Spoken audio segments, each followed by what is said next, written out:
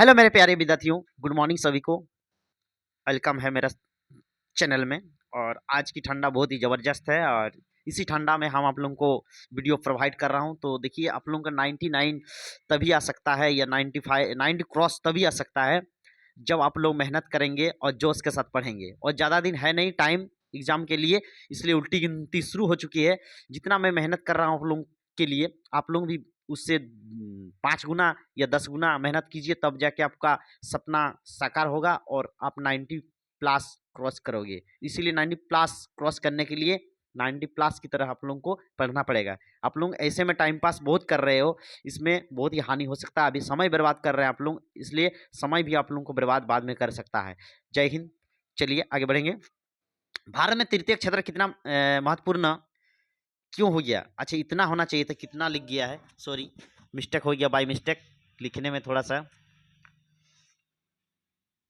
सा रुक जाइए।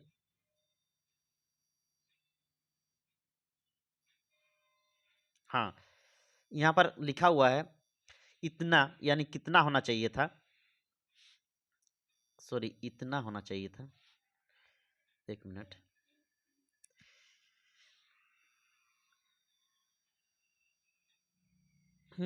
चलिए, भारत में तृतीय क्षेत्र इतना महत्वपूर्ण क्यों हो गया? चलिए इसको हम लोग पढ़ेंगे बढ़िया से, एक एक करके।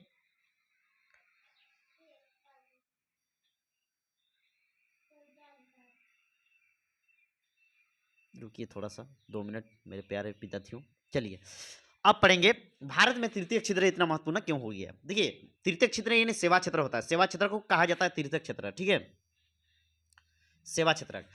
भारत में कृषि तृतीय क्षेत्र यानी सेवा क्षेत्र के इतना महत्वपूर्ण है क्योंकि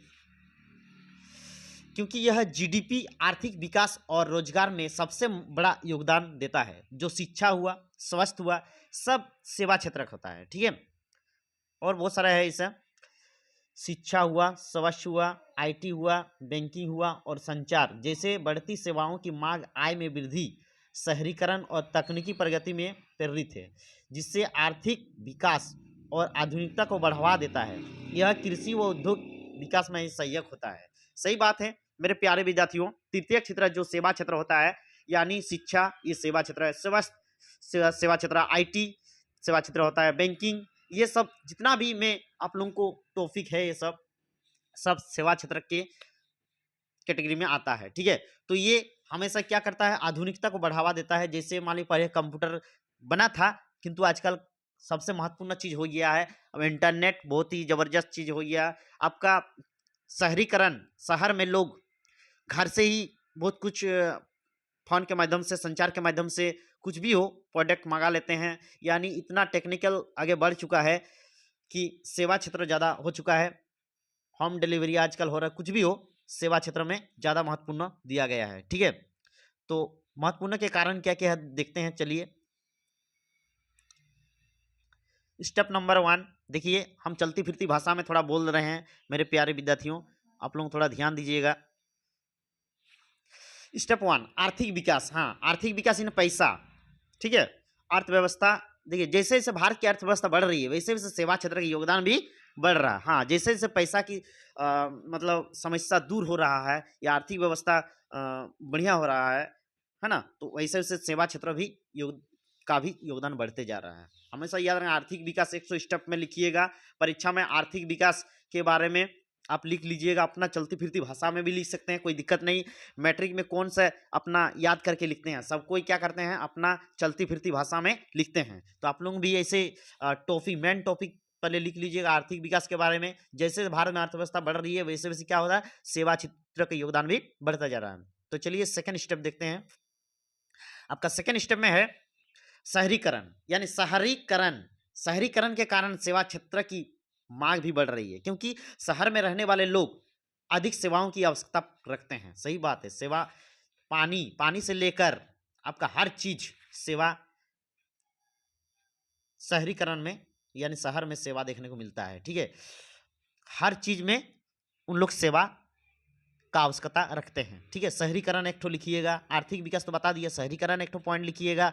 आप ये चलती फिरती भाषा में भी लिख सकते हैं, कोई दिक्कत नहीं, आप जैसे सकते हैं वैसे ही, लेकिन इसका मेन टॉपिक आप लोग लिखना जरूरी है। अपना मन, अपना तन, अपना मन भावना की तरफ से लिख सकते हैं अपने। ठीक है, परीक्षा में एकदम माइंड फ्रेश करके स्वतंत्र रूप से लिख सकते हैं, कोई दिक्कत नहीं, कोई सोचना नहीं है, ज़्यादा सोचना नहीं। कोई भी क्वेश्चन अगर बनाने से पहले 5-6 बार, 10 बार, 20 बार नहीं सोचना है, जो वाला पहले आ रहा है पहले उसको सलट देना है। ठीक है, तीसरा स्टेप में देखो क्या बता रहा है, तकनीकी उन्नति, सूचना अधिकार प्रौद्योगिकी और संचार के क्षेत्रों में प्रगति के सेवा क्षेत्रों को बढ़ावा दे। हाँ, ये बात सही, तकनीकी उन्नति, आजकल बहुत ही टेक्निकल चीज यानी डिजिटल इंडिया बन गया है, देख सकते हैं। जैसे मान लीजिए पहले का जमाना में क्या होता, बैंक में पूरा भीड़ ही भीड़ रहता था, लेकिन आज का जमाना क्या हो रहा है, घर से ही पैसा भेजा भेजी जो भी हो, मतलब पैसा आपका प्रोग्रेस, पैसा घर बैठे ही कमा रहा है। ठीक है, तो कोई लेन देन मतलब जाने का जरूरत नहीं हो रहा, सेवा क्षेत्र में सब कुछ हो रहा है। यानी यहाँ पर कहा जाए कि सूचना प्रौद्योगिकी और संचार के क्षेत्रों से ही प्रगति सेवा को क्षेत्र में बढ़ती है। मान लीजिए कोई दिल्ली में होता है तो हम यहीं से उसका जितना भी डॉक्यूमेंट्स है यहीं से भेज सकता हूँ, है ना, क्योंकि ऐसा टेक्निकल बढ़ गया है, इतना टेक्निकल निकला है कि आदमी को और कुछ करने की जरूरत ही नहीं है। ठीक है, आजकल कोई भी तालाब बोलिए, कुछ भी बोलिए, गड्ढा करने का चीज़ या कोई भी चीज़ प्लान वगैरह सब, या हाथ आज खेती पकड़िए ना, खेती बाड़ी जो कर रहे हैं, फसल उगा रहे हैं, आज हर चीज़ मशीन से करवा रहे हैं। ठीक है, आज कोई आदमी का कोई जरूरत ही नहीं पड़ रहा है, इसलिए